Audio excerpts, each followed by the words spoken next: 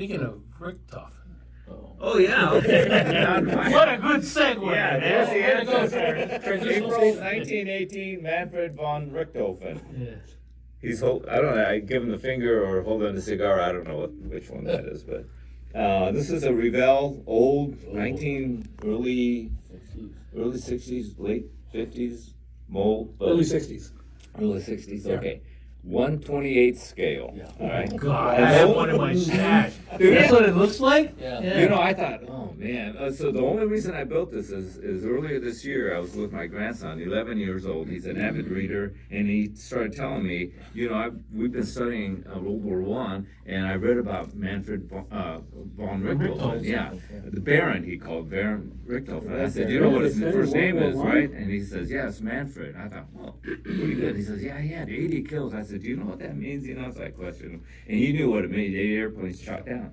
So I said, okay, hey, Vance is his name. I said, Vance, I'm going to make you, you know, a Fokker Dr1, and I'll bring it for you. So we're going down to Christmas, and that's what I built. That's cool. Nice. So the kid, like I said, you know, 60s, and I thought, dang, you know. And Rob told me it's a decent kit. Yeah. And I thought, wow, I don't know. But very few parts of it, you know, and it comes with those three figures.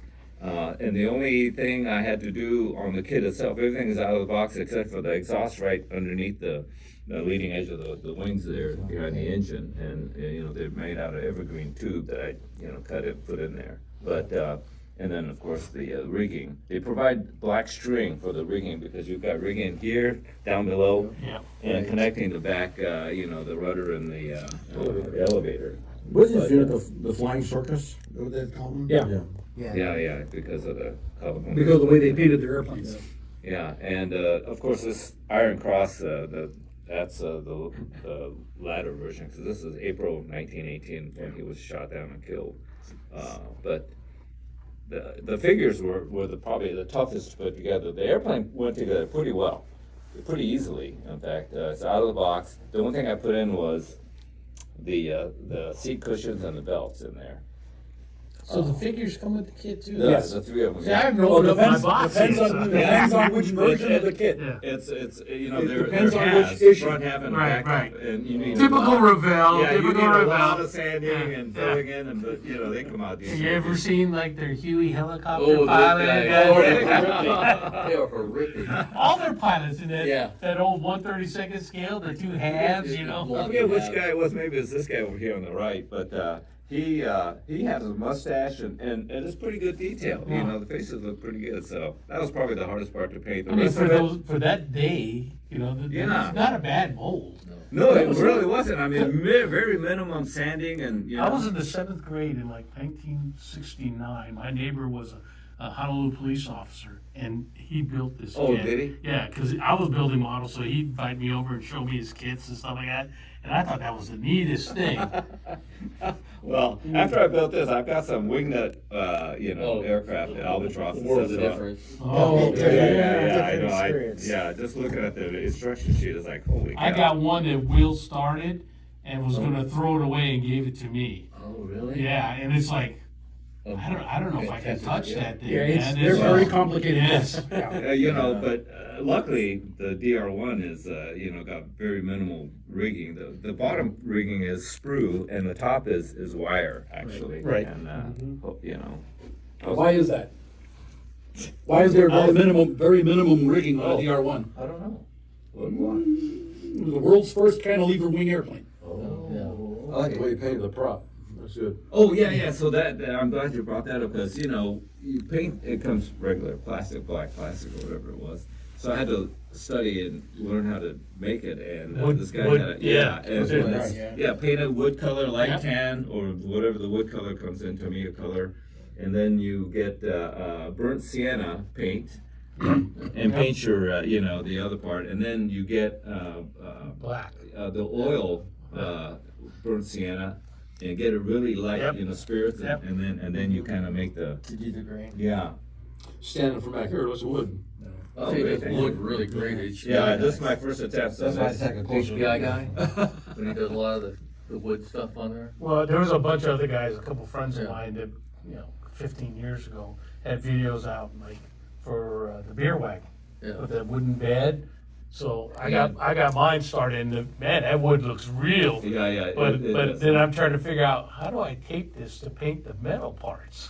That I ruined. Yeah. But that's a nice job. Oh, thank you. There's a couple guys on there that show how to paint on YouTube, Yeah. wooden props. I don't know if you were Yeah, watching yeah. that. I watched one of them, and that's how One of them, he was excellent. You swear that was wood when he got done with it. You know. Yeah, there's different ways of doing it, Yeah. but I took the easy route with painting that. But I'm surprised. How did you paint it? So the plastic. First of all, you put a wood color on there, Tamiya color, and then once you do that, then you get the burnt sienna paint and paint your darker. The Did you grays. mask it or you did it by hand? That's all done by hand. Oh, good. And then the burnt sienna oil paint, very diluted, and then you kind of go over it with a brush. But you can also get thin tape and make finer grains on it. So there's a lot of techniques, but I took the easy way on this. Well, the way- It goes to my 11-year-old grandson. So. Yeah, the way I learned to do it is you use like that apple barrel craft paint. Mm-hmm. You use it's called a honey brown first, Mm-hmm. and you put a light coat on that. And you take one of those large fan brushes, Yeah. and Okay, basically yeah. put black on it and kind of dry brush it, Dry brush and it, then yeah. you make streaks going down. Yeah. And then you start adding the burnt sienna and stuff like that to darken you it, get so you get that black grain coming through and stuff. Yeah. We don't have anymore in modern wood. Use a clear orange on top of the wood. Yep, a clear orange also. Okay. But a lot of times what they'll do is they'll use Future or something to seal one color from the next. So. So when your grandson was impressed with the guy, the pilot, you try to confuse him, say Snoopy shot him down? Yeah. No, actually, I told him about it, and he actually knew that it was either there's a controversy between the Australian gunner on the ground and and Brown. Brown, that's right. I thought, holy crap, I've got to make this model for you now. So, I've got an excellent book years about ago, that. Revell, I think it was Revell. The Baron's Monogram. last mission. And the Red Berry, Yes. they released it, yes. Yeah, they re-released A some. couple years back. Atlantis did. Atlantis did. Prices, the same exact kit, prices not near what they used to be.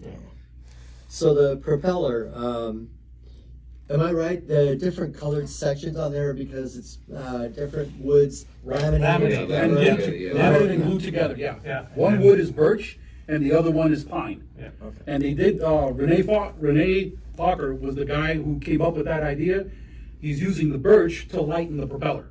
Because in those days, that engine that's in front there, that's a Lerone engine, which is a rotary. Meaning the crankshaft is bolted to the firewall and the engine turns to the prop. the cylinder's all Right. Yeah. And so to reduce the torque value and to keep the airplane from turning to the right all the time, they had to make it as light as possible, including the propeller.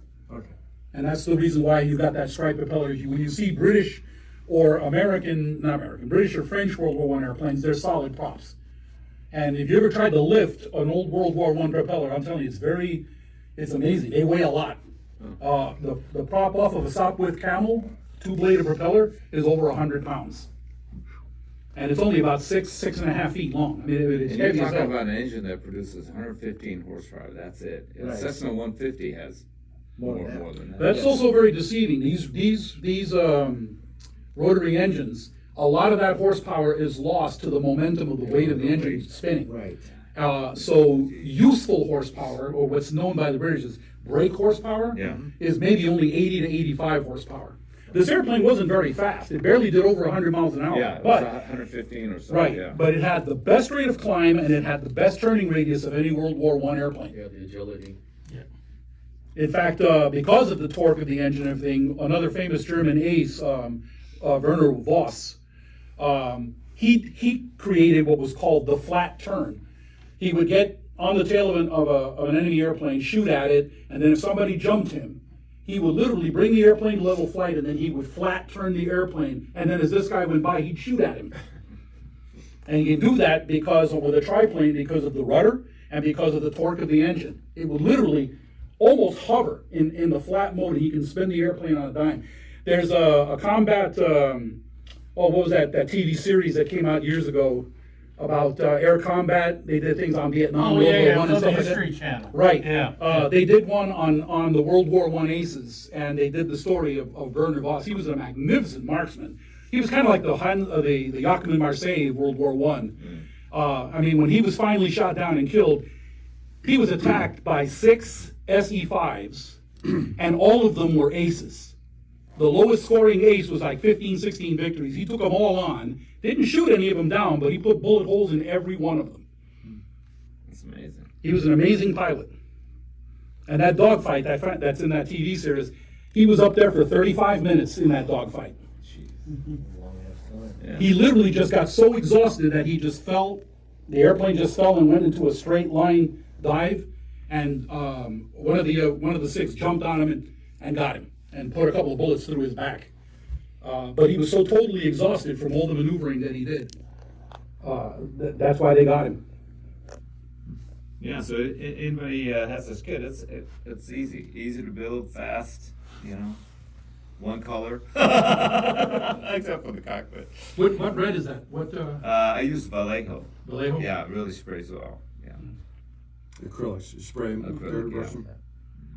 It's a nice shade of red. Nice kit. Nice job. It is. Thank you very much. Shoot, now you gotta make me think Blood I need to angel dig red. through my stash. You do. I don't know, does the stop with camel go together about this as well? No, It's no. horrible? I built all 3. Same The 3 that scale, did it in the right? same scale. The Sopwith Camel, the SPAD 13. And the SPAD The SPAD 13, 13 has a horrible rigging problem. It's really hard to rig. And the Sopwith Camel, because the bottom wing has a positive dihedral angle up and the bottom has a Yeah. negative dihedral down, the model comes, the top wing is flat. So you got to curl, and it's not just bending at the center. It's got to be curled. Yeah. And it is a nightmare to get the struts to fit. And this is the only one of the 3 that's worth building, honestly. I have them and I'm selling them because I have no intention. I built them. I built all 3, Yeah. and I got to tell you, the triplane is the only one worth building. The other 2 kits are terrible. They are really, really bad. See the clock. Yep. Good hustle. All right.